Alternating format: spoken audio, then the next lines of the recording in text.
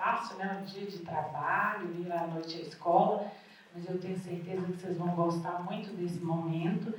Agradecer a equipe Percurso, né? Na pessoa da Ana Luísa e do Anderson. Eles já fizeram um trabalho com os nossos estudantes, foi no sábado pela manhã, dia 8 de julho. Né? Então foi muito bacana esse encontro com os adolescentes. E agora é a segunda parte do nosso trabalho, que é falar um pouquinho com os pais. A gente quer também voltar, a gente já está rascunhando a proposta de trazer eles em horário de aula para trabalhar isso com os estudantes também. Né? E o nosso objetivo da direção, gente, é tentar auxiliar vocês e aprender também, porque essa fase é uma fase difícil de lidar, que a gente tem muitos desafios, mas a gente sabe que com amor, com responsabilidade, acreditando nos jovens, a gente vence. E no final, depois eles vêm aqui contar pra gente a trajetória bacana de vida deles e o sucesso. Tá? Então é no sentido mesmo de estar com vocês, se colocar nesse lugar de aprender também. Tá? Então eu espero que vocês aproveitem muito. Vou passar a palavra para eles. Se qualquer dúvida, a gente está à disposição. Boa noite a todos. Quero agradecer a Gislaine por novamente confiar, né, na gente, no nosso trabalho. Nós estamos aqui com muita alegria, muita satisfação para conversar sobre um assunto tão importante, né, que é lidar com os nossos adolescentes. A gente sabe que tem muitos desafios. Então, meu nome é Ana Luísa Prates, eu sou psiquiatra, eu trabalho atualmente na Polícia Militar de Minas Gerais, na Percursos Treinamento e Desenvolvimento Humano, que é a nossa empresa, onde eu trabalho com o Anderson. Tenho especialização em tratamento de dependentes químicos, também outras especializações na área da psiquiatria, da psicoterapia, cognitivo-comportamental, né? E estou aqui hoje para a gente bater esse papo, conversar bastante, para a gente achar saídas, né, e desenvolver a saúde emocional do nosso jovem. Eu vou passar a palavra para o Anderson, porque essa primeira parte da palestra ele vai ministrar e depois eu volto para conversar mais um pouquinho com vocês. Obrigada. Então tá, eu sou o Anderson Rodrigues, eu sou psicólogo.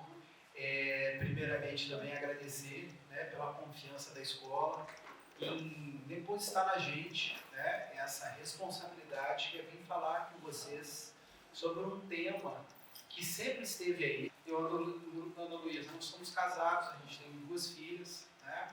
Uma de 12 anos e uma de 15 anos. Então, assim, a gente também está quebrando uma pedra em casa, né? Com essa questão de como lidar com os jovens. E eu trabalho, né, com psicologia mais ou menos desde o ano 2000 e sempre trabalhei com comportamento humano, né? Também tenho uma especialização em dependência química, então essa parte de comportamento humano, problemas familiares e tal, é a matéria-prima, né, do meu trabalho. Mas eu não sabia que era tão difícil ser pai, né, principalmente agora nessa fase que as nossas filhas estão, né, que é a adolescência. Então está sendo um desafio também para a gente, né? Vamos falar um pouco então sobre prevenção em saúde emocional, qual que é o nosso papel, né, nessa questão toda que está acontecendo aí. Bom, a Luísa já falou, né? Eu e ela somos uma equipe de psicólogo e psiquiatra loucamente apaixonada por pessoas, por saúde, por qualidade de vida, por comportamento, por emoções, né? E a nossa missão é contribuir, né, compartilhar experiências com as pessoas e contribuir com o desenvolvimento delas. É isso que a gente busca cada vez que a gente vai bater um papo, né, com as famílias, com os nossos pacientes, enfim, quando a gente vai dar um curso também. Então, o que a gente busca é isso, compartilhar a experiência. A gente não tem nenhuma pretensão de vir aqui dar uma aulinha para vocês. A gente vai fazer um bate-papo aqui, né, e trazendo um pouco dessa nossa vivência, tá? Bom, eu sou psicólogo, fiz um mestrado em qualidade de vida no trabalho, um tema que eu sou apaixonado, tenho uma especialização em dependência química ou injeção de pessoas e estou trabalhando em dispositivos. A gente também dá aula na faculdade, lá na Santa Casa, na pós-graduação, mas isso que eu estou falando para vocês, para mim, não é o mais importante. Bom, fazendo só uma introdução aqui, né? A adolescência, essa fase da vida sempre foi um desafio para as famílias, né? Só que o que tem, parece que dá uma chacoalhada na gente, é que algumas ferramentas que até então funcionavam, pararam de funcionar. O outro bate-papo que a gente teve aqui, eu trouxe o exemplo, né? Nossos pais, aqui todo mundo é contemporâneo, né? Eu tenho 47 anos, estou imaginando aqui que a gente é mais ou menos contemporâneo. Nossos pais olhavam para a gente sabia o que estava acontecendo, né? Hoje isso já não funciona mais. Mudou um pouco, né? Essa questão do diálogo, da hierarquia, né? E isso pegou a gente de uma certa forma desprevenido. E aí, no meio dessa história toda, veio uma pandemia que bagunçou a bicicletinha de todo mundo, né? Então, esse assunto, saúde emocional do jovem, está aí para a gente discutir. Nunca se falou tanto em depressão no jovem, nunca se falou tanto em ansiedade no jovem, a gente nunca falou tanto sobre o jovem estar se automutilando, né? Uma palavra, né, uma situação que acontecia e que era muito longe, que era o suicídio, né? A gente escutava falar de suicídio, era assim, o vizinho do nosso tio era o irmão de não sei quem, era uma coisa longe, assim, distante, né? Hoje é um assunto que todos os dias, de uma certa forma, isso está aparecendo para a gente, né? E então a gente está aí para exatamente drenar um pouco, né, do que está acontecendo, dialogar com as famílias, com as escolas, enfim, e que a gente possa pegar essa sementinha aí e jogar para dentro da nossa casa também, né? Quem aqui tem mais de 35 e menos de 50? Nós somos a geração do engole o choro, não é? A gente é a geração do engole o choro. E o que está acontecendo hoje? Minha geração, que é a geração do engole o choro, né? Não falava eu te amo, né? Não podia chorar, não podia expressar o sentimento, não podia expressar o que estava sentindo, o que estava pensando, qualquer emoção que estava passando no camarada naquela hora. E o que a gente escuta hoje? A mulher reclama que o cara não fala que ama ela, os filhos reclamam a mesma coisa, por quê? Porque a gente não foi ensinado, né, a expressar o nosso sentimento de uma forma adequada. E a gente está colhendo agora, né? Chegou a conta, com 10% do garçom ali, e a gente está tendo que lidar com essa situação hoje, né? Bom, então, primeira coisa, né, de novo, agradecer. A gente vai honrar o tempo de vocês, né? É um tempo precioso, é um tempo que a gente precisa cavocar na agenda para vir aqui. Todo mundo tem um montão de compromisso, mas a gente vai fazer de tudo para que seja uma noite bacana para a gente conversar sobre isso. Bom, quem esteve aqui da outra vez, eu falei para vocês que aquela primeira parte ali não era tão importante, que é o meu currículo. O meu currículo, na verdade, é esse aqui. É o meu histórico escolar. Tive 5 bombas depois da 6ª série, né? Eu tenho TDAH, não sei se vocês já ouviram falar sobre isso, com certeza já, né? Então, quando a gente vai falar sobre adolescência, eu fui o camarada que dei trabalho na escola, eu fui o camarada que dei trabalho onde eu morava, dei trabalho com a família, né?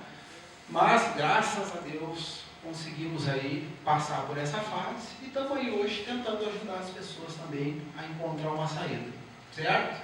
Então eu trago aqui, né, onde tem um vermelhinho aqui, é uma reprovação que eu tive. Consegui correr atrás do prejuízo, né? Estamos aí hoje ajudando a galera. Bom, eu gosto de usar muito exemplo, gosto de usar muita história, não gosto de ser muito técnico, muito teórico, né? Então, assim, o momento hoje é um momento de reflexão, é um momento de parada, né? Esse aqui é aquele símbolozinho lá, quem é da minha turma aí, sabe, o símbolozinho do pause, né, no videocassete, que a gente estava vendo um filme, parava o filme ali, né? Então, o que a gente está fazendo hoje é exatamente isso. A gente está dando uma parada no filme para a gente ver, entender o que está acontecendo, né? É um momento de provocação, né? Ver qual que é o nosso lugar aí, qual que é a nossa responsabilidade, né? E também ver o que dá para a gente pensar em termos de saída. Bom, qual que é a nossa situação hoje? Nossa situação hoje é tipo isso aqui, né? A gente tem aqui cenoura, óleo, farinha, manteiga, ovos e água. O que dá para fazer com isso aqui? Dá para fazer um bolo. Mas olha aqui, o bolo vai ficar bom a primeira vez que a gente for fazer? Se a gente seguir a receita, vai ficar bom? O bolo vai ficar bom quando a gente começar a repetir aquela receita até ele ficar bom. A outra coisa, aqui dá para fazer uma cenoura, só a cenoura, dá para a gente fazer só um omelete, né?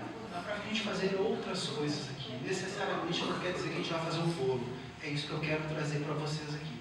O que vai servir para uma pessoa não vai servir para outra.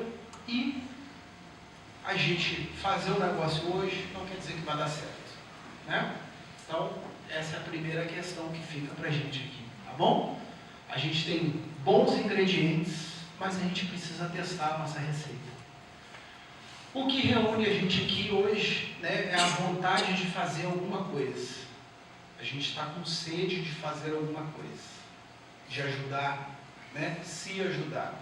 No meio da pandemia, mais ou menos, eu falei assim, Luiz, não é possível, o que a gente está passando, todas as famílias também estão passando, né? A gente precisa conversar com a galera, a gente precisa trocar uma ideia com nossos amigos, porque assim, as dificuldades eu acho que elas são parecidas, né? E o que a gente conversa é exatamente isso, o que a gente passa lá, outras famílias também passam, né? Só que está cada um dentro de um quadradinho, sem conversar direito, sem dialogar, né? Então, o que a gente está fazendo aqui é exatamente essa troca, né?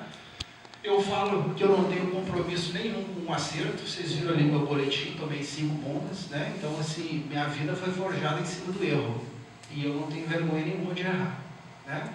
Só que o seguinte, hoje eu vou errar, amanhã eu vou errar, só que amanhã eu tenho que errar um pouco melhor do que eu errei hoje. Errar de novo, mas errar melhor, até a gente conseguir acertar. Tá? Então vamos falar sobre a questão da família, né? Tá? Mas olha aqui, eu trouxe essa imagem aqui também para fazer uma reflexão, uma provocação com vocês. Se alguém me chamar aí na casa de vocês, eu iria com certeza, para tomar um cafezinho na casa de vocês, e eu derrubasse uma xícara de café no tapete da casa, o que vocês falariam para mim? Que não tem nada a ver. Tem problema. Oh, não esquenta a cabeça, vou passar um pano aí, não grila com isso. Não, relaxa, tá? Não é isso? Se alguém da família de vocês derrubar essa mesma xícara, o que vocês vão falar? Então, começa aqui a história toda, né? O jeito como a gente está se tratando dentro de casa, né? Se eu derrubar uma xícara lá, vocês vão falar assim, não esquenta a cabeça, eu vou arrumar isso aí, papapá. Se for alguém na casa, se for o marido, então, vocês vão arrancar o pescoço do cara. Não é isso? É isso. A gente é muito mais complacente, a gente é muito mais tolerante com os estranhos, às vezes, do que com quem está do nosso lado. Tá? Mas é só para dar um alerta aí para a galera, né? Bom, vamos lá. Para que serve uma família? Vocês já pararam para pensar sobre isso? Não precisa responder, mas só para a gente também ficar com isso na cabeça, né? Quais são as funções de uma família? Uma família é um conjunto de pessoas que tem alguma ligação de parentesco, né? Que moram embaixo do mesmo teto e que tem um laço afetivo. Isso é uma família. Tá? Hoje a gente tem várias configurações de família, mas um conceito bem abrangente e que dá conta de explicar o que é uma família. É isso aqui, tá? Famílias, pessoas que estão embaixo do mesmo teto, têm uma ligação afetiva, têm algum grau de parentesco e estão formando um lar. A função da família: promover a educação e o cuidado dos seus membros e ter a responsabilidade de influenciar o comportamento, principalmente das gerações de baixo, né? Então esse é o primeiro ponto de uma família. A outra coisa, o papel dela é socializar, né? O jeito que os nossos filhos vão se relacionar com o mundo, ele vai aprender dentro da nossa casa, ele vai aprender dentro de casa, né? Então, e a meninada, hoje muito mais, né, do que antes, estão muito mais espertos, né? Então eles estão absorvendo tudo, estão entendendo tudo.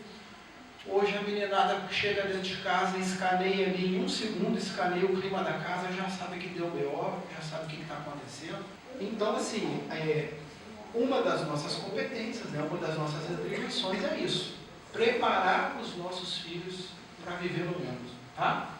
Transmitir valores morais e valores sociais, né? Dizer o que é certo, o que é errado, o que é adequado, o que é inadequado, o que vai acontecer se a pessoa fizer alguma coisa, né? Mostrar a consequência, tá? Então essa é uma outra questão também que as famílias precisam transmitir para as gerações, né? As tradições, os costumes e os conhecimentos. Cada geração tem peculiaridades, né? Diferentes uma das outras, e essa geração nova aqui é a questão da tecnologia, né? Que nunca teve assim a gente nunca teve tão assustado, talvez, né, com a tecnologia hoje e com o uso, né, o jeito que os nossos filhos estão usando essas ferramentas, que de uma certa forma veio para ajudar, só que também tem atrapalhado bastante, né? Eu falo uma casa com 4 pessoas, com 4 smartphones, e a casa do silêncio. Cada um dentro de um quarto, né? Lá em casa eu falo que está cada um dentro de uma caverna, parece que está todo mundo numa caverna, todo mundo mudo. Vai ver, está todo mundo em casa, cada um no smartphone, né? E a gente não sabe direito o que está acontecendo, né? A gente pega aí, igual eu falei, filha de 12 anos de idade. A gente precisa monitorar o que eles estão vendo, né? Porque às vezes eles estão vendo coisa que não tem maturidade para estar assistindo.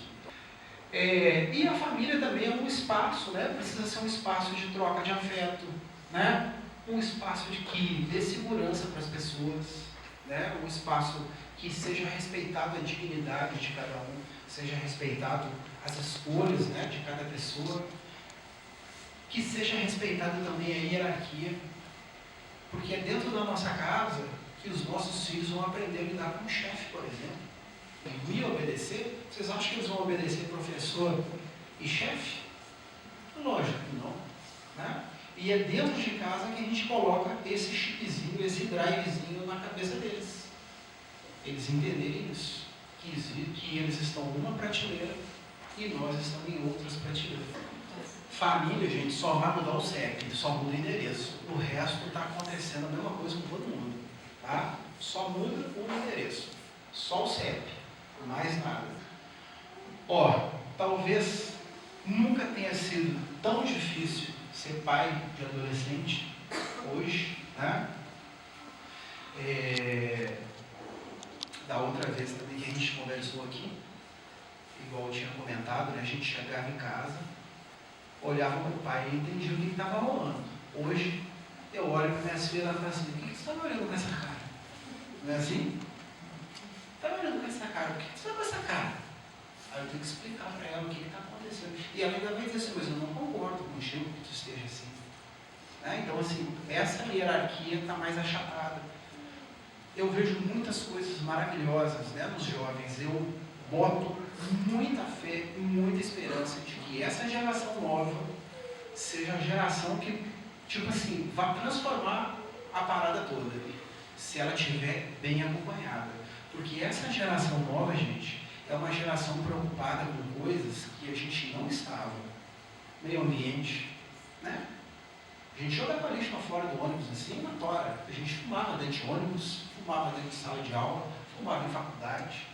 Não é? Essa geração é uma geração que está mais preocupada com os animais, né?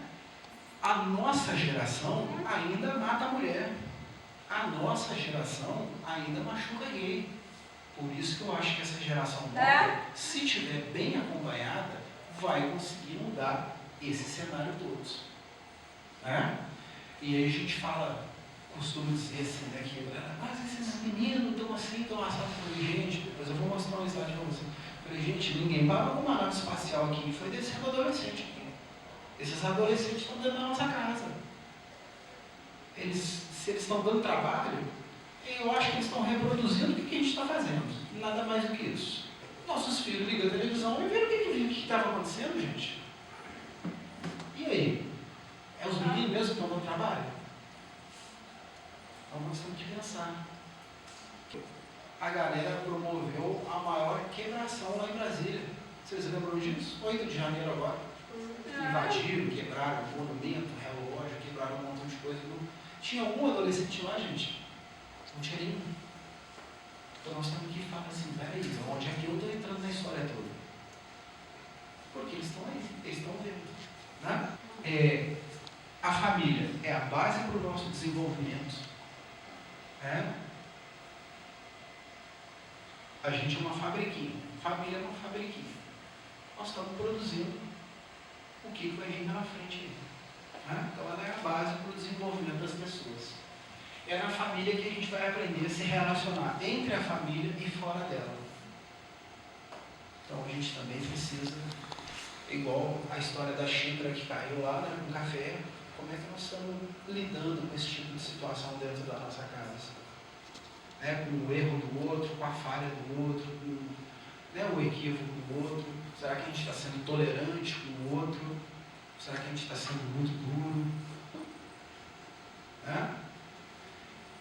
As experiências que a gente tem dentro da nossa família, principalmente na infância, elas que vão formar o filtro que tem dentro da nossa mente, dentro do nosso pensamento, que é um filtro que vai fazer a gente funcionar mais tarde. Então, se eu estou numa família, sei lá, com violência, com uma comunicação ruim, que eu tenho algum membro ali que tem alguma dificuldade emocional, é isso aí que vai forjar o jeito que eu vou funcionar depois.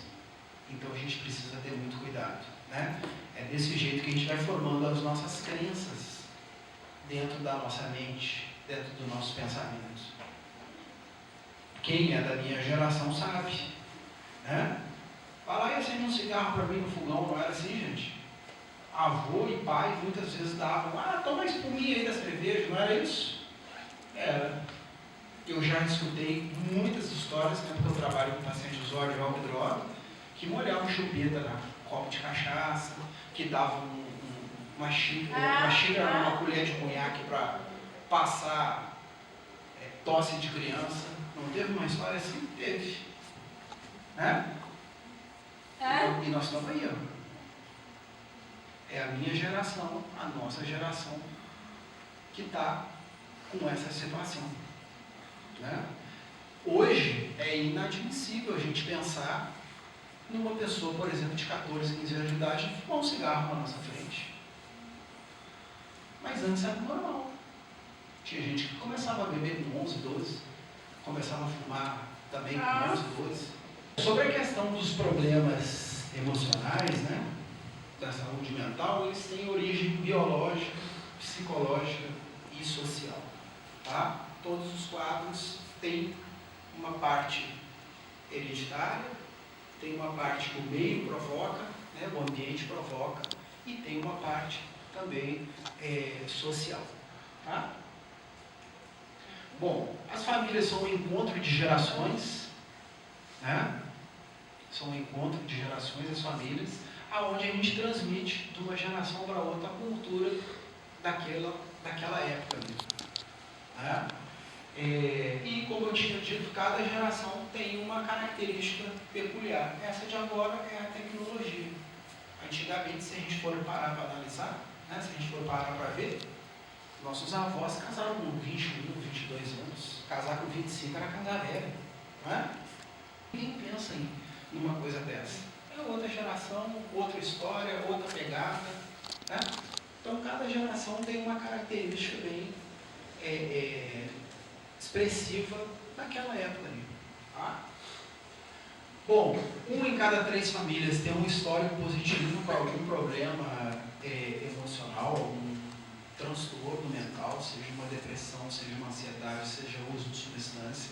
Então, isso é uma estatística, não dá para a gente fugir.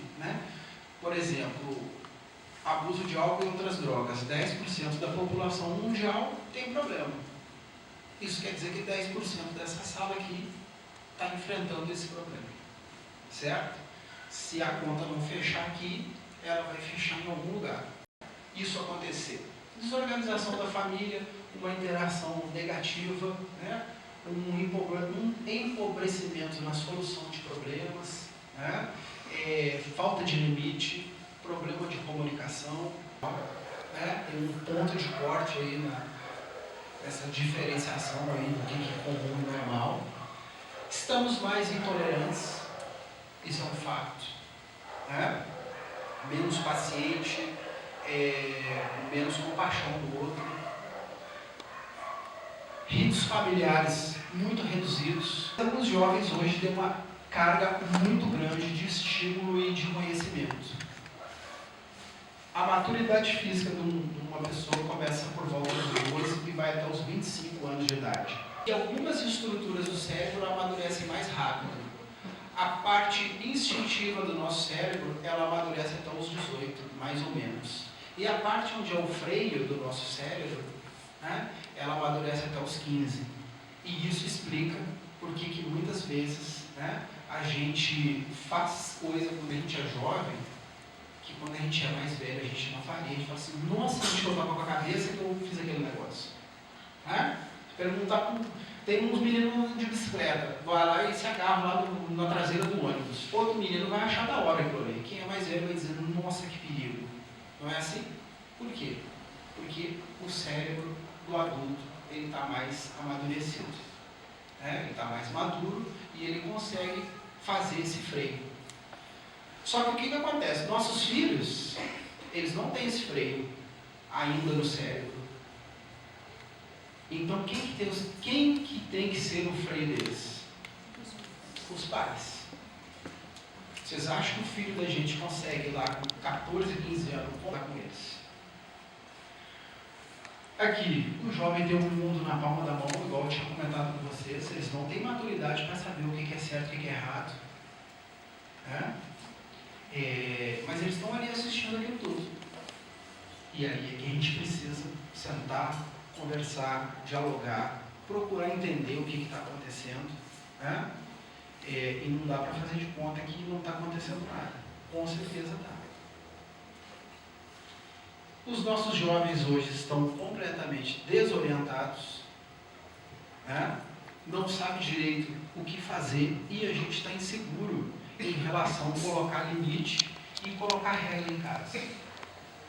Outro dia eu estava falando com um paciente, ele falou assim, minha mãe pediu para eu lavar uma vasilha lá, não sei o quê, eu fui botar um videozinho no TikTok, ela reclamou. Vocês já pararam para perceber que tudo que os nossos filhos fazem hoje, eles estão assistindo alguma coisa no smartphone? Tudo, até estudar. Né? Ou eles estão vendo um vídeo no YouTube para aprender a matéria, que na verdade não é isso que eles estão fazendo, né? Mas eles estão fazendo tudo. Vão tomar banho para o celular no banheiro. A questão do telefone celular está sendo uma dor de cabeça para nós, né? Para os pais. E como que a gente faz para puxar a corda de novo? Né? É difícil. Nossa filha mais velha tem 15 anos. Nós temos um combinado lá. Fugiu do combinado, a gente pega o telefone do celular dela. Né? A gente tem um combinado de tempo de uso, o que ela precisa, a outra também, as duas. Tempo de uso, o que elas têm que fazer e tal, para depois conseguir pegar o telefone. E a gente olha isso de cima. Né? A gente tem tentado, né, acompanhar isso,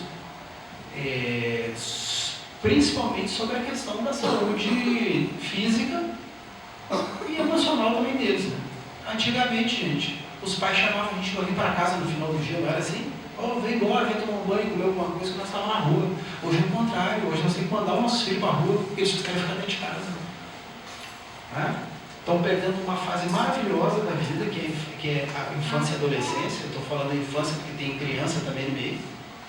Né? Estão perdendo uma fase maravilhosa dentro de casa, sem praticar atividade física, estão dormindo mal. Hoje todo mundo vai no banheiro com um smartphone, todo mundo. Transformação física, né? Um bombardeio de hormônio, estão crescendo, transformação física, o menino está começando a criar bigode, engrossa a voz, né? Está ficando maior, ao mesmo tempo ele tem cabeça de criança. Até ontem o cara sentava no colo do pai e da mãe, Hoje o cara já não sabe se dá para sentar, se não dá, né? Ele não sabe se ele é adulto, ele está fazendo um estágio para a vida adulta. A adolescência é um estágio para a vida adulta. Ele está no meio do caminho. Então ele não sabe se ele se comporta igual criança ou igual adulto. Muita pressão social, né? Muita pressão familiar. Eu trabalho, né? Eu atendo muitos jovens eu atendo.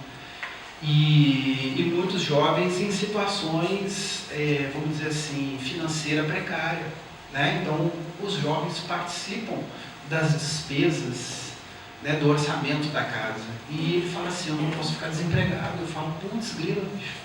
O camarada tem 15, 16 anos e está carregando essa pressão, né? A vida é isso aí mesmo, né? Não tem jeito. Mas assim, será que ele está preparado para aguentar esse rojão? Né? Agora na pandemia piorou o negócio, né? Muita gente desempregada, muita gente teve que arranjar emprego, muita gente teve que se virar, né? E a meninada está aí no meio dessa sopa toda aí, né? E o que eu escuto lá é isso. Eu não sei, eu não posso ficar desempregado, eu não sei se eu faço Enem, eu procuro emprego. Então tem muita pressão também social, familiar, do próprio jovem, né? Esse turbilhão de coisa que está acontecendo com ele. E a gente precisa sentar e fazer contato com esse ETzinho e ver se a gente consegue uma comunicação com eles, né? Eles estão gritando, né? Todos os jovens estão gritando e a gente está fazendo de conta que não está escutando. Eles estão querendo conversar com a gente, estão querendo fazer contato, né? A gente precisa abrir essa janela de oportunidade para conversar com eles. Olha aqui, alguns dados interessantes, né, sobre ansiedade e sobre depressão.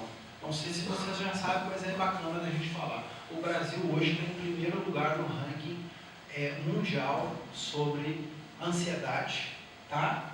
E está em quinto no ranking mundial sobre depressão. Os jovens, mais ou menos nessa mesma faixa. No final de 2022, essa faculdade aqui fez um estudo comparando esses dados entre os filhos e os pais. Separaram em dois grupos. Pais, né, de um lado, responderam uns questionários e os filhos responderam outro questionário. E o seguinte, ansiedade e depressão, os resultados são muito parecidos.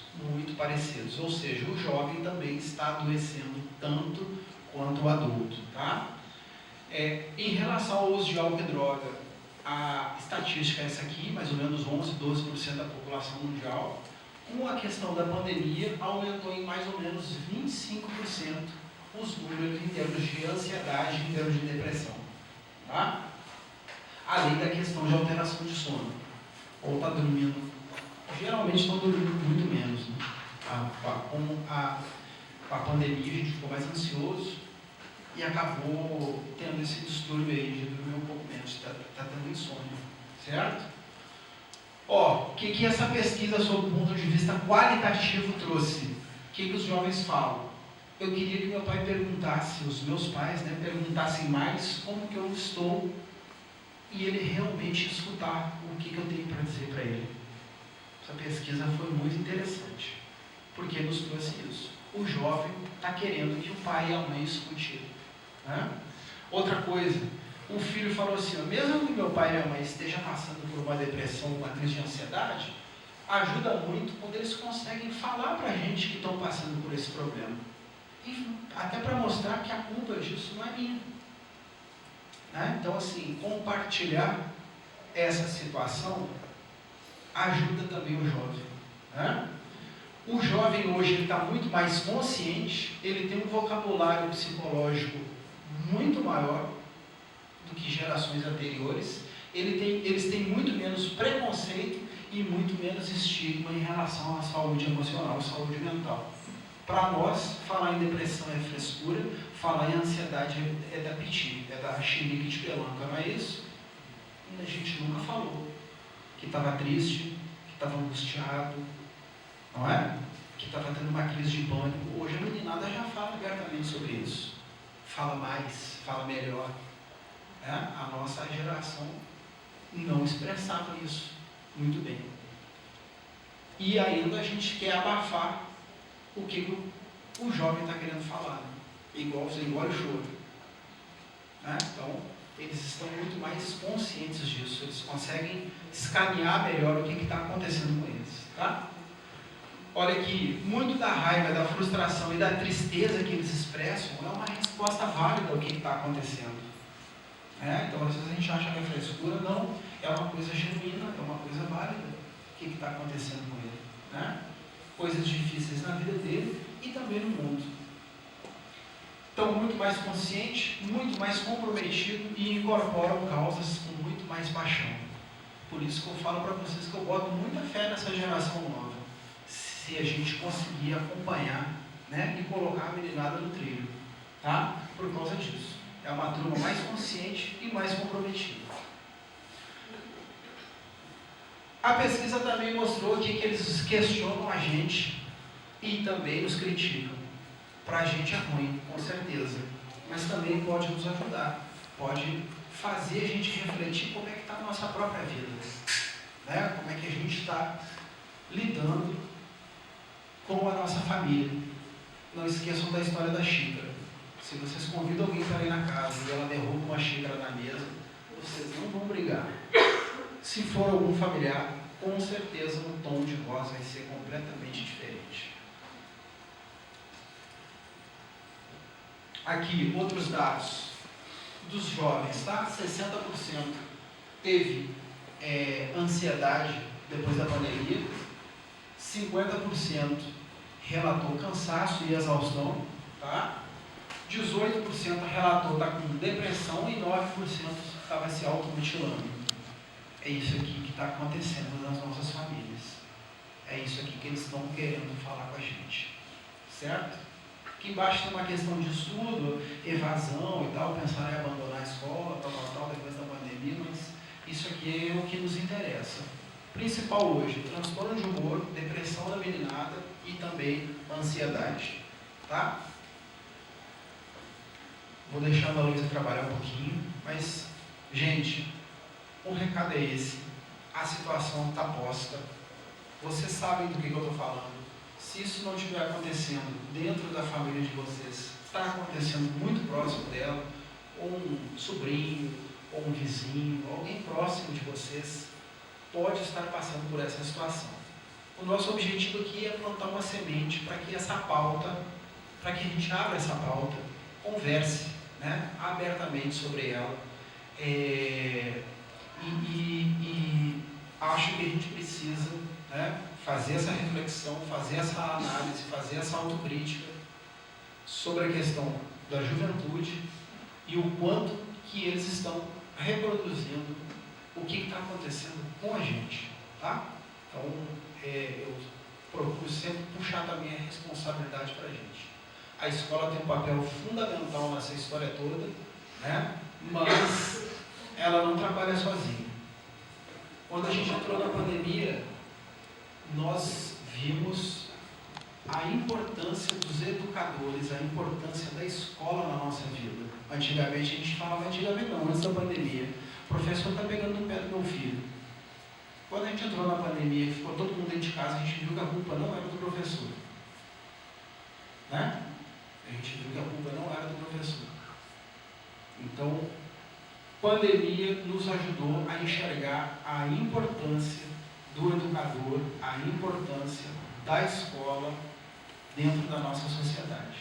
Bom, gente, então assim, trazendo todas essas reflexões, né, que o Anderson levantou do cenário atual, a gente vai pensar agora algumas formas da gente agir diante disso tudo, né? Porque senão a gente sai daqui com a cabeça mais quente ainda do que a gente entrou, né? Então a gente vai propor algumas possibilidades, né, de trabalhar com isso, de lidar com essa dificuldade, né, e trazer uma saúde emocional mais equilibrada para os jovens e para a gente mesmo, né? Então não existe um modelo único, uma resposta milagrosa que vá funcionar para todas as pessoas. Nós somos seres humanos completamente diferentes uns dos outros, né? A gente enxerga um fato, tem interpretações diferentes, emoções diferentes, comportamentos diferentes, e a gente não pode achar que o que vai funcionar para uma pessoa vai funcionar para todo mundo. Mas algumas coisas, sim, são amplas e a gente deve falar aqui.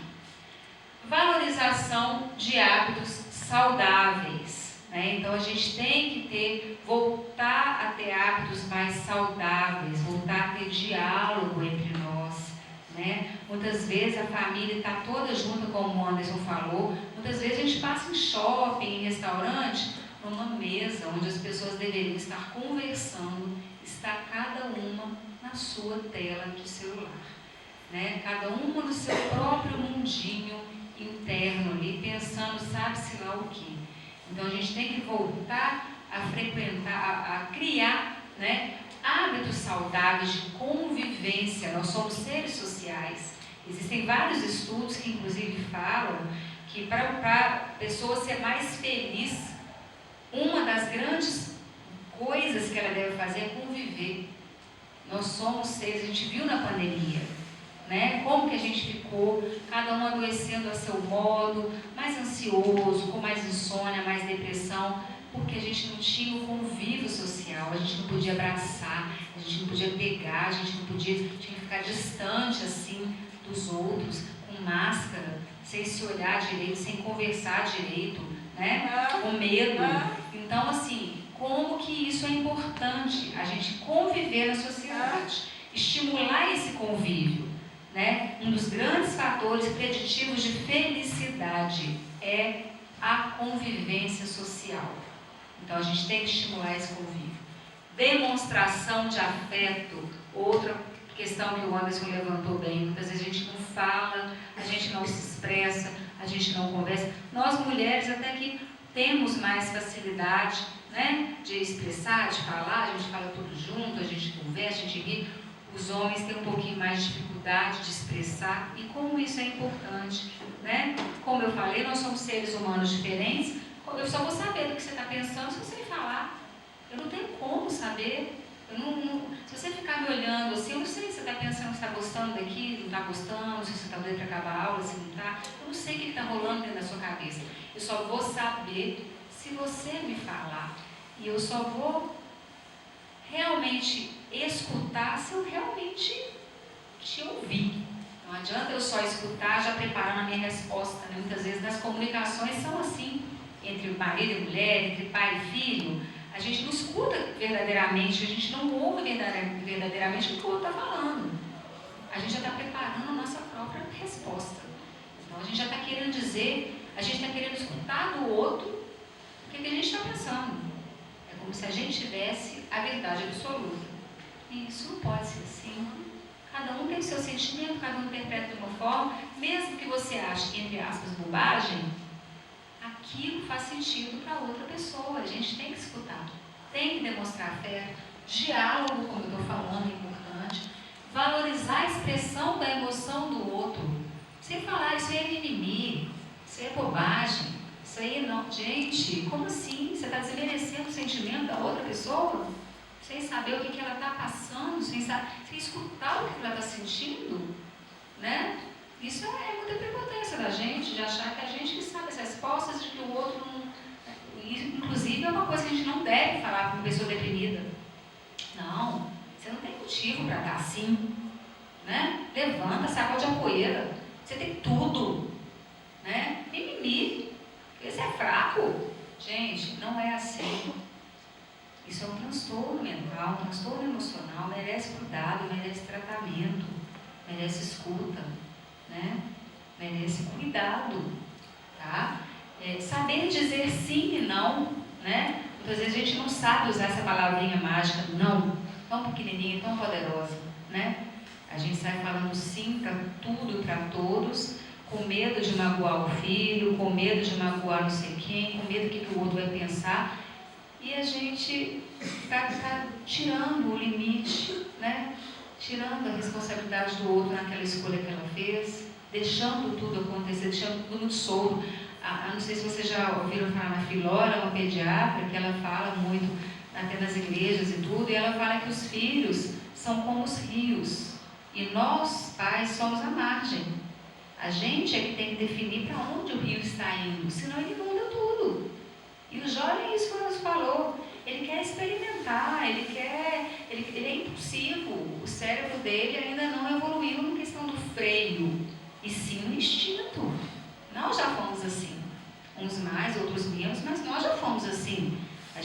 tinha muito conseguir delimitar as consequências das escolhas, não.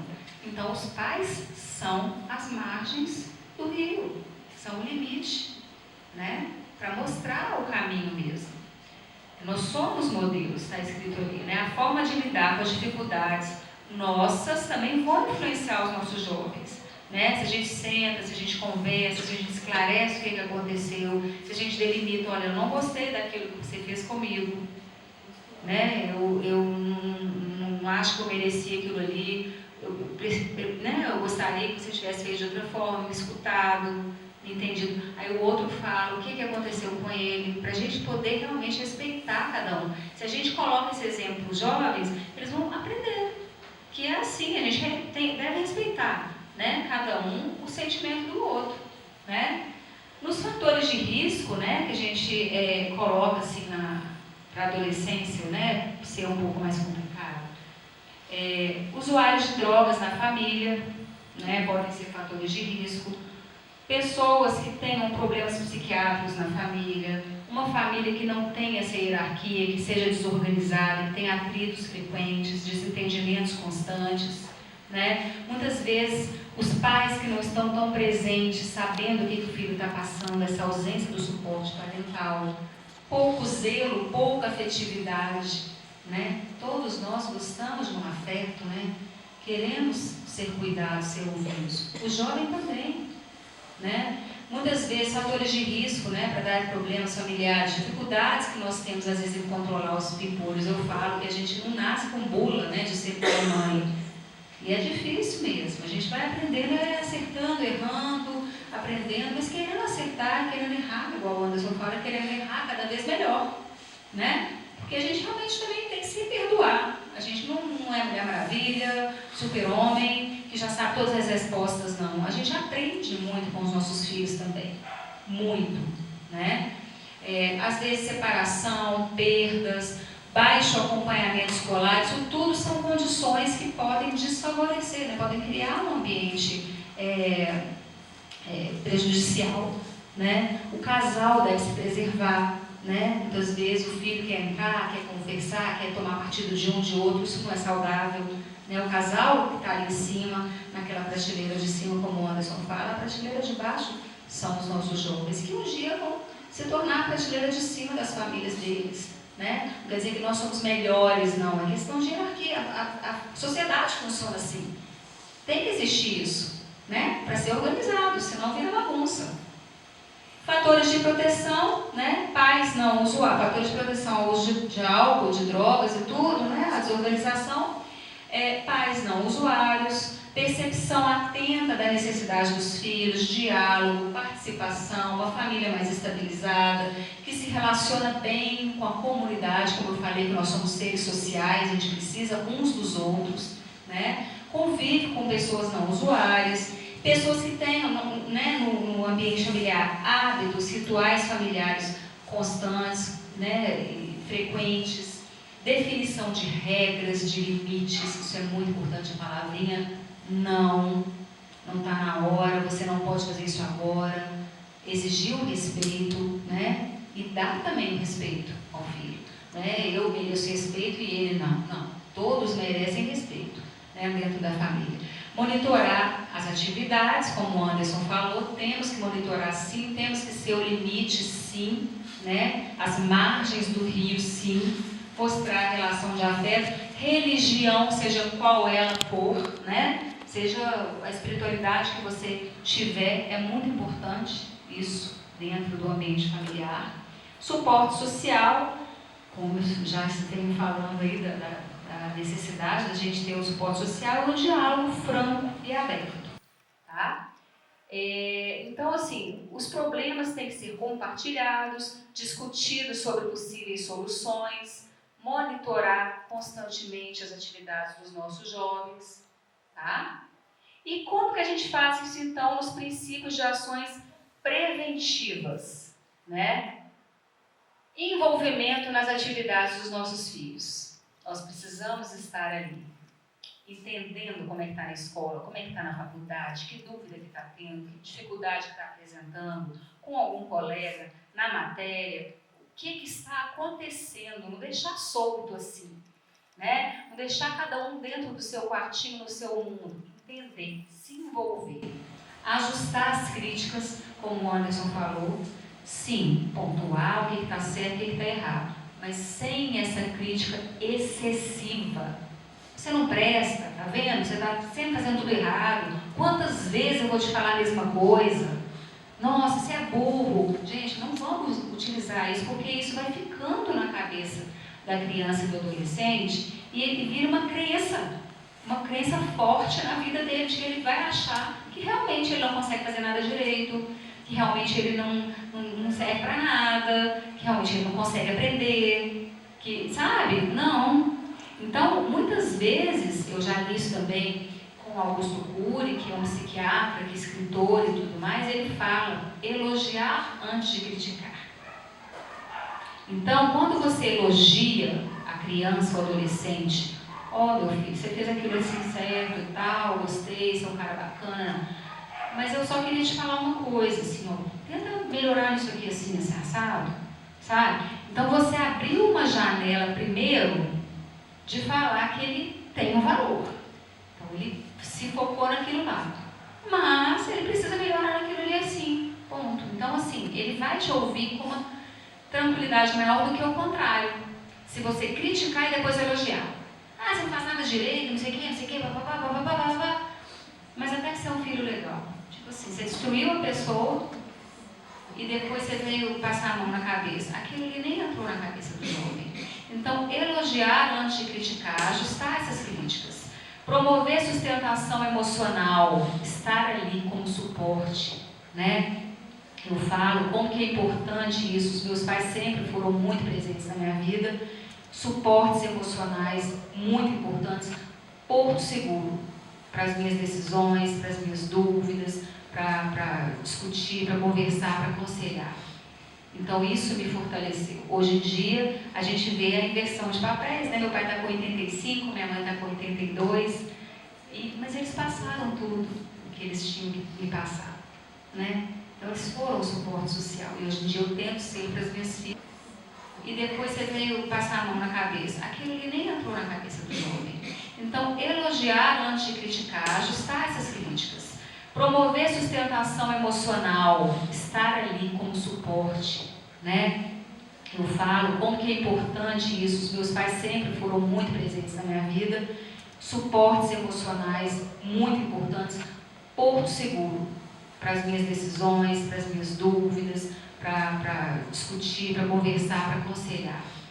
Então, isso me fortaleceu. Hoje em dia, a gente vê a inversão de papéis, né? Meu pai está com 85, minha mãe está com 82, mas eles passaram tudo o que eles tinham que me passar, né? Então, eles foram o suporte social. E hoje em dia eu tento ser para as minhas filhas o que os meus pais foram para mim, né? Essa força, estar ali, participar, conversar, perguntar, né? Criticar às vezes sim, por que não, mas mostrar outro caminho, elogiar, abraçar, né? Ser suporte emocional e ter expectativas realistas também, né? Nós não podemos esperar que o adolescente, que o jovem faça uma coisa que você faria com a sua maturidade de hoje. Eu falo que vou fazer 50 anos daqui a 4 dias.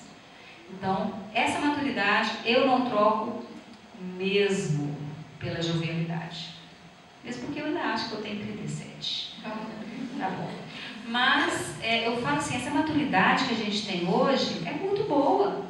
Só que a gente não pode exigir que o filho pense como a gente. Porque a gente também pensava assim. Isso vem com o tempo. Vem com o amadurecimento do cérebro. Isso é orgânico, é biológico, é social, tem que esperar. Então, as metas que a gente exige que eles façam não podem ser as suas metas, com o seu sarrafo lá em cima.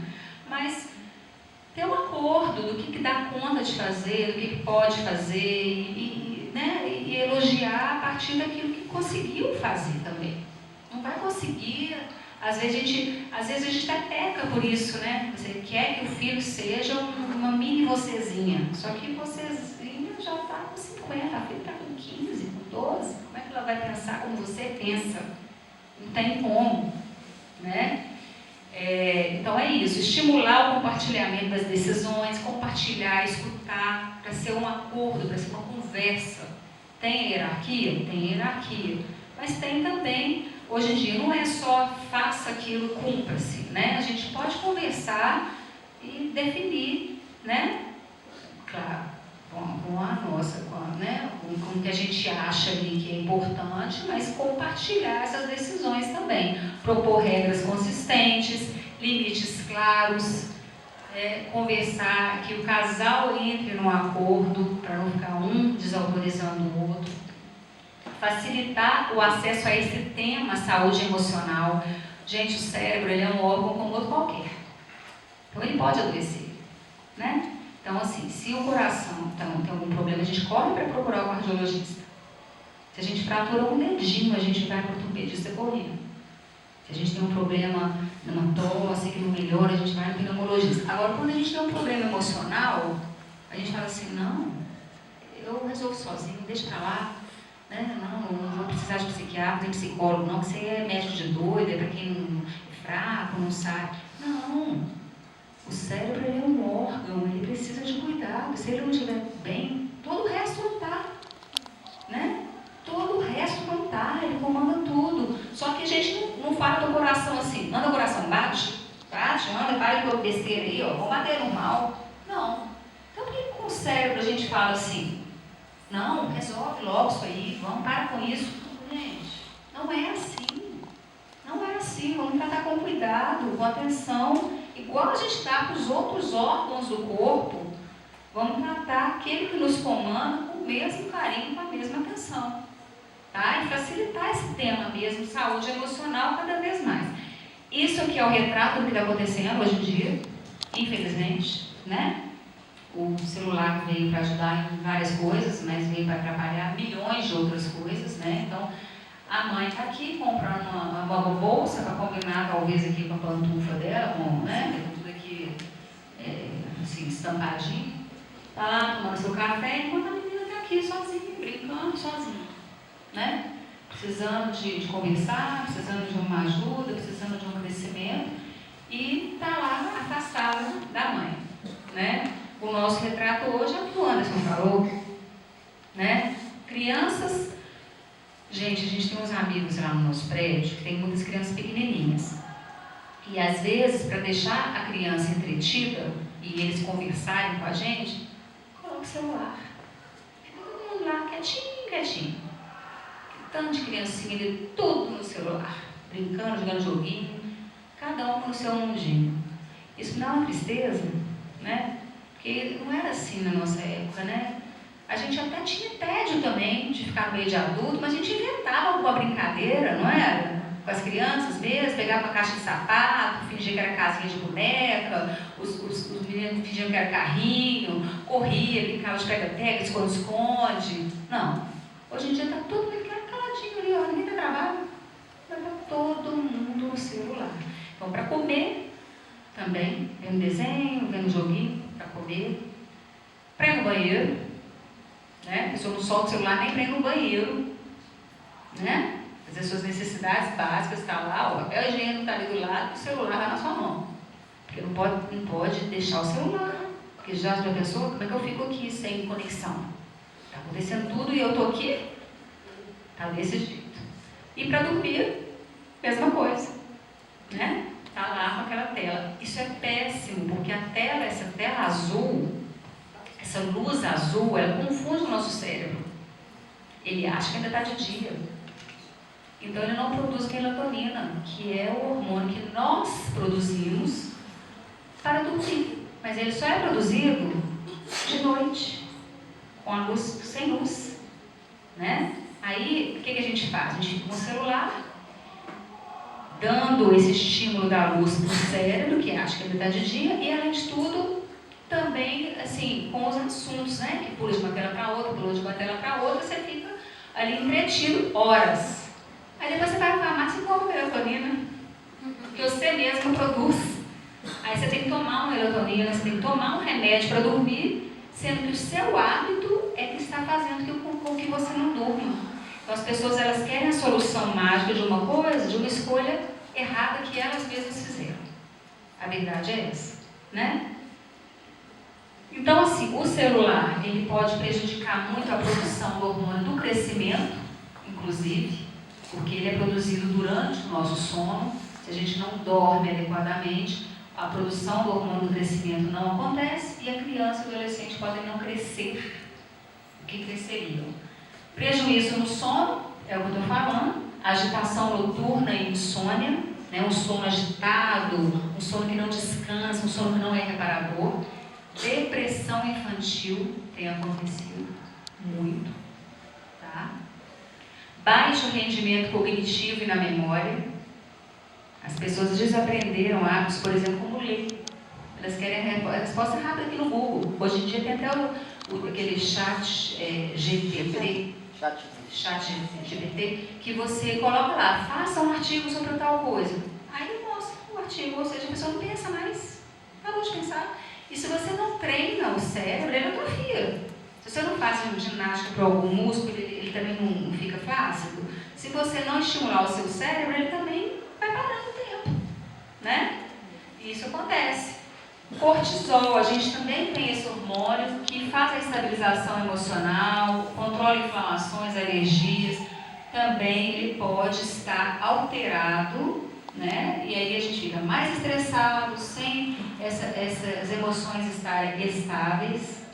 Com o uso do celular e não dormindo bem também, você produz menos leptina, esse hormônio te dá a sensação de saciedade, tá? Então, o que acontece? Se você está comendo, você produz esse hormônio aqui, você vai saber que você está saciado, você não precisa comer mais. Como com o uso do celular, com o sono prejudicado, você não produz adequadamente essa leptina, você fica sem essa regulação da sua saciedade, come mais e pode entrar no quadro de obesidade. Então, tudo é um ciclo vicioso, vocês estão percebendo? Escolhas que a gente faz vão dando consequências e depois a gente vai comprando remédio para poder cuidar do que a gente mesma causou, né? Aí é remédio para dormir, remédio para emagrecer, remédio para estar deprimido, remédio para estar ansioso. E, na verdade, a gente está fazendo as escolhas equivocadas. O celular ele vai dar ansiedade mesmo estando desligado, porque a pessoa fica pensando, será que alguém mandou alguma notificação? Será que alguém curtiu minha foto?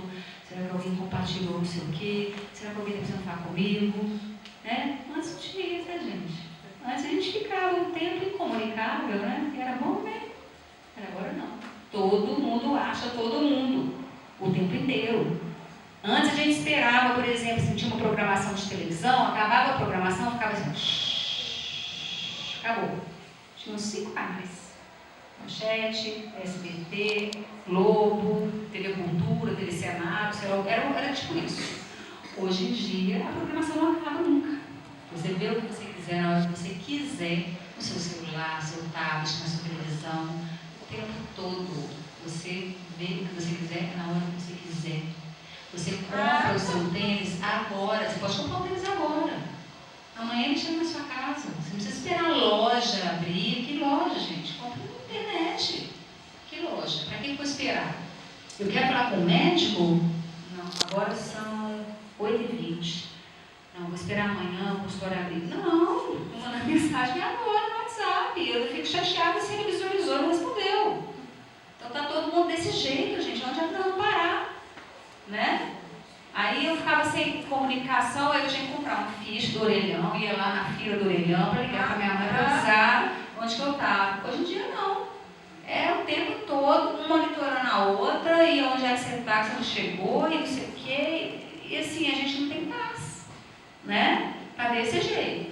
E hoje em dia também a gente tem essa necessidade, esse excesso de prazer, né? Porque o celular, essas notificações, isso libera dopamina mesmo, sabe?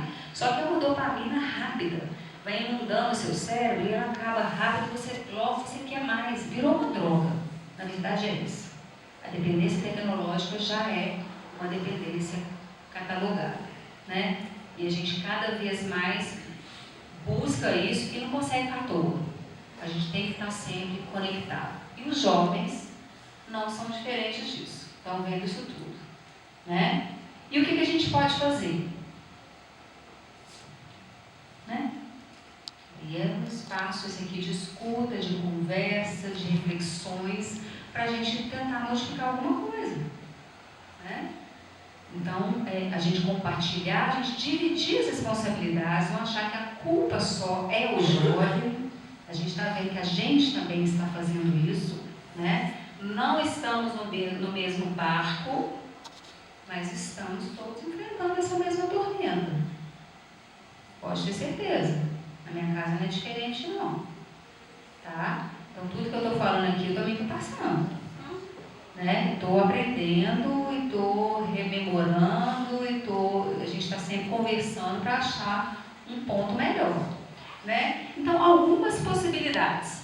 Fazer uma refeição por dia em família já melhora os sintomas depressivos, isso já saiu estudos sobre isso, sem eletrônicos, para que nós possamos conversar com os nossos filhos, sem uma tela no meio.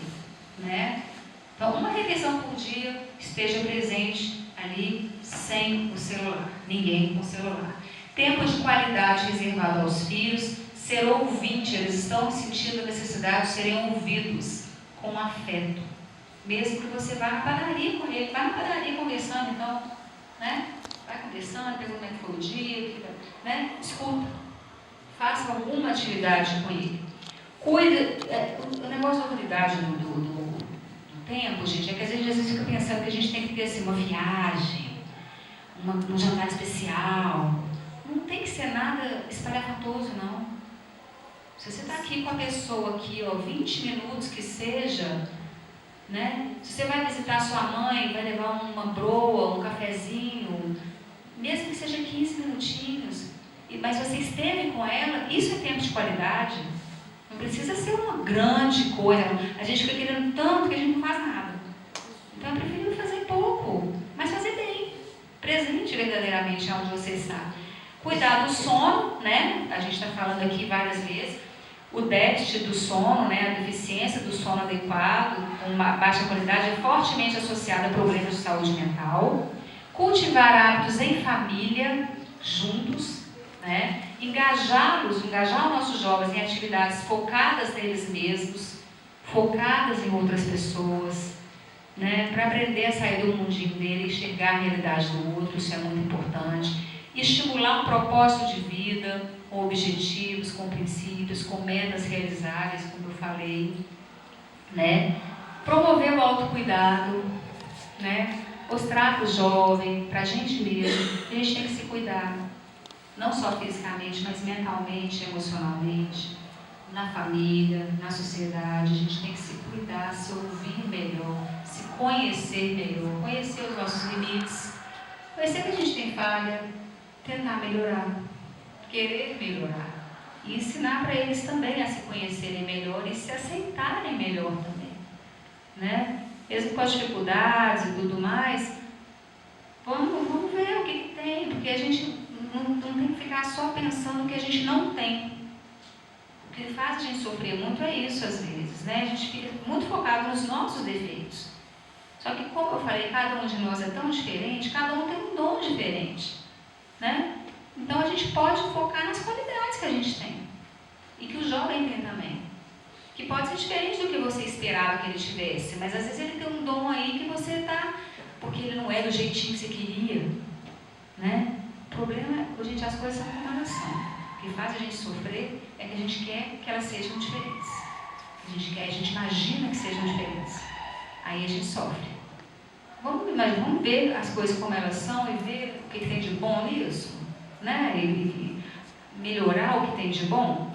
Ter uma rotina de exercícios físicos é fundamental.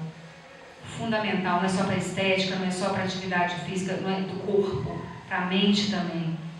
Para longevidade, para qualidade futura. Se eu puder dar um exemplo, um conselho para vocês, façam atividade física. Estimulem o jovem a fazer, qualquer que seja. Não precisa ser atleta, ninguém está mandando correr maratona, mas é fazer uma atividade física regularmente. Outro dia eu escutei uma coisa interessante também. Mais vale os 20 minutos que você fez hoje do que os 5 quilômetros que você nunca vai fazer. Então é melhor você fazer um pouquinho. Faz um pouquinho. Uma caminhada, uma hidroginástica, uma dança, tem tanta coisa para fazer. E estimula o jovem também, porque isso vai fazer um envelhecimento mais saudável de todos nós, né? Exercitar o cérebro com leitura. Leitura é uma das atividades mais completas que tem. Ajuda a ter crítica, ajuda a se colocar no lugar do outro, aprender novas linguagens, aprender novas culturas, aprender novos pontos de vista, sair um pouquinho da realidade. As pessoas não, igual eu falei, ninguém quer ler mais, quer fazer um artigo pronto, procurar no Google. Às vezes minha filha fala assim, mãe, qual que é essa resposta aqui? Eu falo assim, você já leu? Não, mas mãe, qual que é essa? Elas acham que eu sou uma enciclopédia ambulante. Eu falei, deixa eu te falar uma coisa, eu li isso aí há 35 anos atrás. Então, eu preciso ler. Onde é que está isso? Não, me fala, não é possível que você não sabe. Eu falei, não, eu sei. Então eu vou pesquisar aqui no Google. Eu falei, gente, o que é isso? Quem não leu o negócio para poder entender, para poder depois fazer a resposta? Está tudo assim, todo mundo imediato. Tomara que a gente volte para o equilíbrio, gente, porque sinceramente, não sei a gente está correndo, não sei atrás de que não, nessa agitação que a gente está. Reservar um tempo para o contato com a família, como nós estamos falando aí o tempo todo, a importância do seio familiar, né? Ter um tempo para as pessoas que você gosta, conversar, dar risadas, abraçar. A gente sentiu tanta falta disso na pandemia, agora que a gente pode, vamos fazer com mais frequência, né? É um dos preditores da felicidade, convivência social. Façam isso. Tempo de qualidade com os amigos, com a família, com seus pais, com seus filhos. Façam isso com mais frequência. Vocês vão ser pessoas mais felizes. Vocês vão ter mais leveza. Fazer um nada, ninguém sabe fazer mais nada, né? Você está parado aqui? Não posso ficar parado, não. Tem que ficar vendo o celular, mexendo em alguma coisa e tal, o tempo todo, né? E o nada muitas vezes é importante para descansar a mente, né? Para estimular a criatividade. Ele é muito importante. Higiene do sono, já falamos. Não esquecer do contato com a natureza, que é importantíssimo também, que nos recarrega a energia. A gente bota o bendito celular para carregar, que a gente não deixa de ficar sem bateria. Mas a gente não recarrega a nossa. Todo mundo exausto, correndo atrás dos prejuízos. E a natureza faz isso, ela recarrega, né? A gente fica lá olhando, contemplando as coisas, é tão gostoso, né? Outro dia a gente viajou, eu vi o rio passando, eu falei, gente, tudo é calmo, né? O rio está lá passando, as folhas estão lá balançando, e a gente está agitado porque as coisas têm um fluxo natural. E nós somos da natureza, né? A gente está aí querendo fugir disso, mas a gente é também da natureza. Manter a espiritualidade, já falei, seja ela qual for, né? Criar zonas livres de tecnologia dentro de casa, às vezes não permitir no almoço, no jantar, ter horários, isso é importante, essa rotina. A vida offline também é boa, estimule seus filhos a fazer atividades ao ar livre, brincar, lembrar de brincar, de jogar bola, chegar suado em casa, né? Isso é bom, chega sujo, chega imundo, isso é ótimo, né? Curtir o ócio, igual eu falei, sem notificações, para melhorar a criatividade, desenvolvimento do cérebro, e dar o exemplo. Não adianta nada a gente falar de tudo e a gente fazer diferente, né? Aí as crianças e adolescentes vão imitar o comportamento que a gente está tendo. Né? Tem um slide anterior aqui, que é uma bolha sozinha. Que a mensagem final que eu quero deixar para vocês é que nós não sejamos essa bolha. Eu na minha bolha do meu conhecimento psiquiátrico, o Anderson na bolha do conhecimento psicológico, a Gislaine lá na questão da pedagogia, da coordenação, cada um na sua bolha de conhecimento e cada um sozinho. A minha proposta é que a gente seja espuma, que cada um junte um pouquinho dos seus saberes, das suas experiências, dos seus mundinhos internos, para melhorar o outro. Porque todos nós temos que crescer com a experiência do outro mesmo. Volto a falar. Vamos ser felizes, vamos ser seres sociais, convivência, estar junto da nossa família, que é o que verdadeiramente importa. Tá? Então, muito obrigada a vocês. Se alguém tiver alguma dúvida, estamos à disposição. Obrigada. Obrigada a todos, ao Anderson, à Ana Luísa. Se alguém tiver alguma pergunta, alguma sugestão também para a escola, tá, gente? Nós queremos trabalhar isso com os estudantes também durante as aulas. A gente está tecendo uma proposta aí, porque no sábado a gente não teve adesão grande dos estudantes, então nós estamos pensando aí numa forma de trazer os dois aí para um dia letivo comum. Alguém quer falar alguma coisa, quer perguntar? Muito bom. Deu o exemplo do bolo, eu achei interessante porque a gente vai treinando. Mas mesmo nesses treinos, às vezes a farinha não é a mesma, aí a gente não consegue o mesmo resultado, né? Então assim, e realmente, eu estou passando isso com meu filho, às vezes meu marido fica assim, isso é culpa nossa. Eu falei assim, olha, eu tenho que estudar mais, eu tenho que ter mais argumento, para eu então fazer melhor do que eu estou fazendo, porque eu não consigo fazer mais.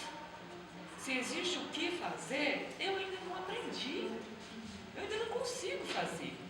Então assim, aquilo que a minha consciência não está me cobrando, não que eu não esteja correndo lá atrás, hoje eu estou aqui por isso, né?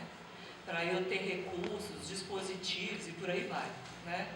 Mas é muito complicado. E mais, assim, eu acho que a grande maioria de nós não nos preparamos para ser mãe. Eu estou falando da experiência própria. Eu pensei que quando eu fosse ter um filho, eu pudesse ensinar para ele, principalmente aquilo, desculpa, principalmente aquilo que para mim não foi legal.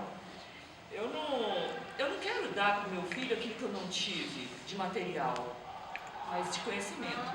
Eu sempre venho aqui, eu converso, e assim, é muito importante, muito importante. Que Deus abençoe vocês, né, todo mundo que ficou em prol disso, desse dia, dessa noite, né? Muito bom. Que Deus abençoe vocês. E quisera eu poder ir lá consultar. A gente, essa turma que está aqui, que se propôs, que a gente consiga começar as mudanças que a gente acredita também, né? Não. Falo alto. Bom dia, boa noite, desculpa. Eu sou mãe do Miguel, estudante aqui da escola, e ele está no 8º ano, ele tem 13 anos. E talvez a pauta que eu vou colocar seja até algo até de consultório, mas eu queria uma orientação. Hoje mesmo eu disse o que eu li ali, que não está fácil, não é fácil ser pais de adolescentes nos tempos de hoje, né? Eu tenho ele de 13 e tenho a minha filha de 19, temos nossa filha de 19. E o nosso desafio hoje, o que fazer? Por exemplo, como eu dizia durante o dia hoje, nós fomos criados, ensinados que uma pessoa, para ser bem sucedida, ela vem para a escola, ela participa do ensino fundamental, médio, né? Ela forma, ela vai para a faculdade, e dali ela acha uma profissão que ela gosta, e dali ela vai manter a vida dela, ela vai, né? Enfim. Só que hoje nós estamos tendo um problema muito sério, pelo menos eu vou falar por mim, né? O meu menino gosta muito de jogar, vários jogos, né? E assim, ele me mostra muitos youtubers, né? Que hoje ganham a vida jogando. E eu ainda falo com ele que aí entra a questão da escuta. É muito difícil para mim entender que como que eu posso liberar uma criança, para mim, um adolescente, ficar no quarto jogando a valer, né? Aqueles jogos ali, interagindo com o mundo, comendo Doritos, tomando Coca-Cola e comendo biscoito recheado. E aonde que entra o estudar? Né? Aonde que entra, e se isso não der certo? Hoje nós estamos num tempo de coaches, que entre 1000 tem um que ganha milhões, né? Ficou milionário, eu mesmo vejo muito, sigo até um que paga um aluguel de 82 mil num apartamento, numa cobertura lá em São Paulo. Mas ele é um entre 1000 e ele quer te mostrar por A mais B que o que ele fez dá certo, e que você não tem que se assentar numa faculdade para estudar, que você pode fazer dinheiro muito mais rápido pela internet. Então, para nós hoje está um desafio muito grande. Eu confesso que estamos meio perdidos, porque eu ouço meu filho dizer para pra mim, que assim, nós temos a nossa filha, que fala assim, não, eu quero fazer medicina, eu quero, cada dia é uma coisa, mas vai se encontrar, eu quero fazer física, eu falo, você tinha que ser muitas de você. E aí, ele olha e fala assim, eu não quero nada disso. Mas vocês, porque eu não quero. O que vocês querem, vocês não me ouvem. O que eu quero não tem valor para vocês. Nós sentimos, e aí eu me sinto impossibilitada. Eu me sinto assim, incompetente, porque passou muito um meme de uma menininha, ela estava fazendo, acho que balé, toda desengonçada. Balé ou jogando futebol, acho que jogando futebol. Aí do nada ela saiu dando pirueta assim, e aí ela para retinha e vem a frase, né? Não é você que não faz direito, talvez você esteja no lugar errado. Então eu talvez tenha outras mães com esse desafio, pais com esse desafio, de que esse tempo agora, né, que eles mostram aí, meu filho mesmo me mostra, um tal João Nobru, que ele ganhou o Oscar no meio dos jogos, mas ele tem um tapete vermelho, mas ele é um entre mil, e a preocupação aqui não é só ganhar dinheiro, é viver a vida. Eu estou falando, eu vejo que pessoas, adolescentes que entram pro quarto, né, e viram noite, isso para mim não é vida. Só que do nada ele vem ali, tem hora que eu falo, chantagem emocional, que aí fica assim, mas você não me dá valor, não tá fácil. Ainda tem as armadilhas digitais, né? Ainda tem que ficar atento a essa situação. As armadilhas digitais chegam com sutilezas. A pornografia, como é que eu deixo um menino na frente de um computador jogando a noite toda, e do nada, que a pornografia, assim, vem à vontade. E aí, larga o jogo e vai na pornografia. Pior que só piora. E quanto mais tempo passa, mais difícil fica de você tirar isso. Tá muito é o que ela falou, o não fica mais difícil de entrar. Eu tenho uma de 14 anos, que agora já fica assim, e o não. E você não vai dormir com o celular, eu vou tomar à noite. E já está acostumado com bate-papo à noite com o celular. Recentemente o Anderson deu exemplo de adultos, mas teve uma quadrilha desbaratada de adolescentes que estavam aliciando adolescentes pelas mídias sociais, levando essas crianças a cometer automutilação e cumprindo desafios que poderiam chegar ao extermínio. Assim, no mesmo computador que eles jogam, eles acessam a pornografia, eles são aliciados. E aí nos cobram dar valor aquilo que para eles ainda parece ser um caminho. E tem mais uma coisa, você mesmo disse, eles não têm maturidade. Então entra aquela questão, né, que vem lá igual esses desafios que tem também. Quantos adolescentes já morreram fazendo desafio? Esse assunto é igual o bronzeamento. A gente toma um sol hoje e fica bronzeado. Daqui 3 dias nós temos que tomar outro sol, né? Porque a gente já desbronzeou. Então esse assunto, ele precisa estar em looping aí toda hora dentro da nossa família, dentro da nossa casa, a gente ir conversando. Com relação à questão da gente errar, muitos de nós, talvez todos, né? A gente não erra por má fé. Nem de propósito. Né? A gente não erra de propósito, a gente não erra de má fé. A gente erra tentando acertar. Né? Talvez isso que nos deu um pouco de alívio, assim, um pouco de tranquilidade, de falar assim, eu errei querendo fazer o melhor. Né? Outra coisa, essa questão do limite, essa questão do não, é uma situação que a gente precisa construir com a meninada. Né? Chegar agora, uma pessoa, sei lá, com 15, 16 anos e começar a colocar limite, é um pouco mais desafiador. Né? Por quê? Porque senão ele tem que estar construído lá dentro da pessoa, desde lá de trás. Essa pessoa que não está nos obedecendo é o mesmo aluno que não está ficando dentro de sala de aula obedecendo o professor. Né? É o mesmo aluno, né? Essa narrativa, porque o que nós estamos falando aqui nesse negócio do jogo e ficar milionário? É uma narrativa nova também. É uma narrativa nova. Né? Que é fácil ficar milionário, que é fácil ser bem sucedido, né? É uma narrativa nova isso. E assim, a gente precisa desconfigurar isso, a gente precisa desconstruir na cabeça da meninada que isso é uma coisa simples. E essa meninada aqui também, ela está dentro dessa armadilha de que, associando felicidade e sucesso, que são coisas que não tem um link direto uma coisa com a outra. Dinheiro, né? Dinheiro com felicidade. A gente está pensando nessa... Tem um negócio na internet aí, vocês lembram disso aqui? Tinha que acordar às 5 horas da manhã, vocês não lembram disso? Todo mundo tinha que acordar às 5 da manhã? Tinha um negócio assim, que nas 5 da manhã tu acordava, aí tu tinha que escrever, tu tinha que tomar uma água gelada, tu tinha que fazer uma meditação, tu tinha que fazer um exercício físico, tu tinha que não sei o que, aí tu tomava um banho e ia trabalhar. E todo mundo entrou nessa onda, a galera entrou nessa onda. Tinha livros escritos sobre isso, o Clube das 5, famoso, o Milagre da Manhã, o Milagre não sei das quantas e tal.